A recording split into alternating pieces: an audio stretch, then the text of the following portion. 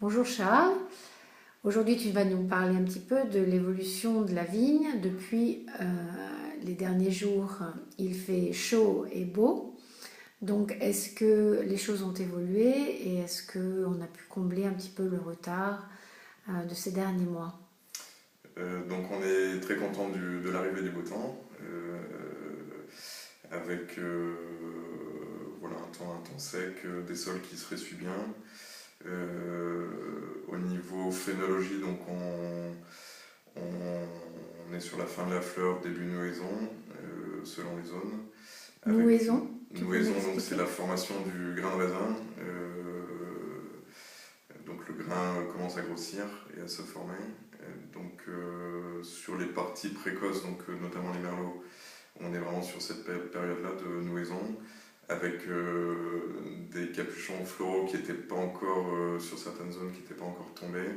Donc là, avec le beau temps, on a une évolution qui est favorable.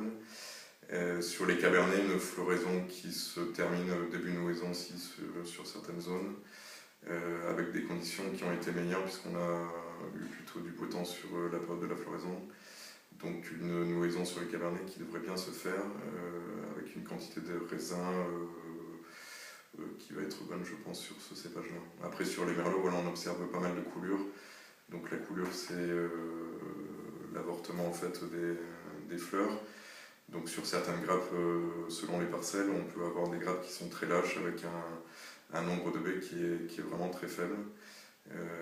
Donc a priori une récolte qui va être plutôt petite sur les merlots.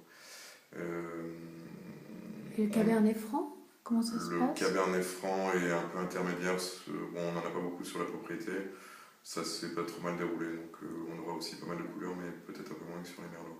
D'accord. Donc en gros, Euh, c'est le cabernet sauvignon qui vraiment a bénéficié le plus des derniers jours de chaleur et de beau temps. Et le merlot qui a le plus souffert, donc Voilà. Alors après, du au-delà mauvais du temps. cépage, il y a aussi des zones plutôt liées au terroir qui sont plus ou moins précoces. Donc on peut Oui, avoir des merlots plus tardifs qui vont avoir une fleur qui s'est mieux déroulée d'accord, et des cabernets précoces qui auront peut-être un niveau de couleur qui sera un peu plus important. d'accord. Après, ce qui est important de savoir aussi, c'est que le merlot, dans tous les cas, est un cépage qui est plus coulard, donc qui est plus sensible à la coulure Oui, que le cabernet. Donc dans tous les millésimes, dans tous les cas, le merlot est souvent, on a plus de couleur sur le merlot. Donc une année comme ça, non seulement le cépage a une sensibilité plus importante et en plus les conditions de floraison étant mauvaises, c'est sûr que le merlot est assez défavorisé. défavorisé sur la floraison cette année. Et sur la croupe, ça s'est passé comment? Nos meilleurs hectares étant sur la croupe, est-ce que là, les merlots ont survécu un peu au mauvais temps ou est-ce que Oui, enfin bon, c'est pas catastrophique, mais c'est sûr qu'on a des niveaux de coulure assez élevé? qui sont assez élevés. D'accord. On n'est pas à l'abri non plus du mylrandage. Le mylrandage, donc c'est des baies qui commencent à nouer, donc qui commencent à se former, mais par contre qui certainement ne grossiront pas par la Oui, suite, donc qui oui, resteront vertes et qui seront pas utiles quoi, d'accord. pour la vinification. Donc on a de la coulure, on attend après le résultat du mylrandage. Donc bon, le bilan n'est pas encore définitif. Hein, on peut pas, D'accord. voilà, aujourd'hui c'est encore un petit peu tôt encore pour avoir pour avoir un diagnostic vraiment définitif quoi, sur la future récolte. D'accord.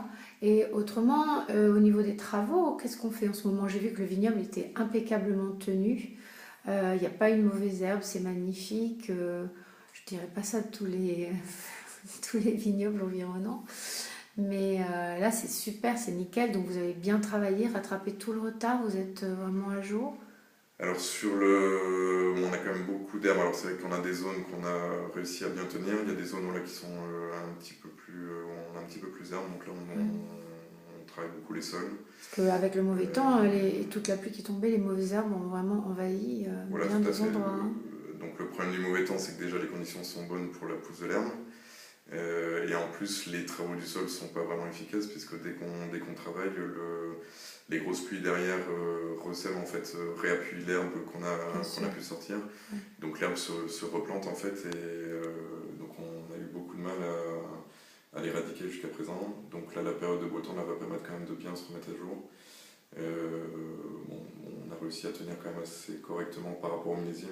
Ah oui, c'est magnifique. On a quand même un résultat qui est C'est pas beau. trop Non, non, mal. tu peux être fier parce que c'est vraiment impeccable, hein, Bah là, c'est vraiment le travail voilà, de tout le monde, hein, des chauffeurs, bon, voilà, plus particulièrement sur la partie armes, et puis après des vignerons sur tout ce qui est travaux de la vigne. Maintenant, enfin, voilà, on peut parler un peu plus des travaux de la vigne, où on est en plein relevage, donc on a bien sûr fini le premier relevage depuis un petit moment, et là on est sur le deuxième relevage avec des vitesses de pousse qui sont assez lentes. Donc ça a été assez compliqué, il y a des parcelles qui ont poussé, qui ont bien poussé, qui ont été faciles à relever, d'autres qui traînent, donc on hésite à relever. Bon, enfin voilà, donc maintenant on est parti pour finir le relevage, avec des zones qui sont pas encore très poussées, mais je pense qu'elles vont pousser tranquillement, mais bon, voilà, maintenant il est temps de finir de relever, de couper la vigne, parce que maintenant on attaque le rognage aussi de la vigne. Rognage, Donc d'accord. couper mécaniquement avec le tracteur les pousses. Voilà, pour essayer d'être à jour la semaine prochaine, puisqu'on commencera certainement les effeuillages et les travaux en verre la semaine prochaine.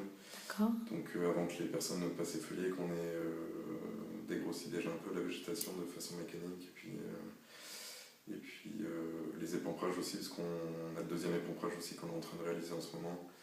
Où on repasse en fait pour enlever toutes les repousses qui se sont développées depuis le premier épamprage. Donc voilà, on n'arrête pas, il faut repasser en permanence.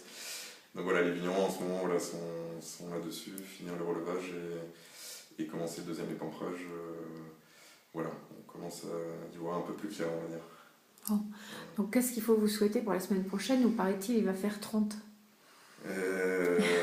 Non, c'est bien pour nous. Après, voilà, les très fortes chaleurs, on sait que c'est pas forcément le mieux, mais bon, enfin, voilà, on n'est pas maître du temps. Déjà, on a du beau temps, donc voilà, c'est une bonne nouvelle.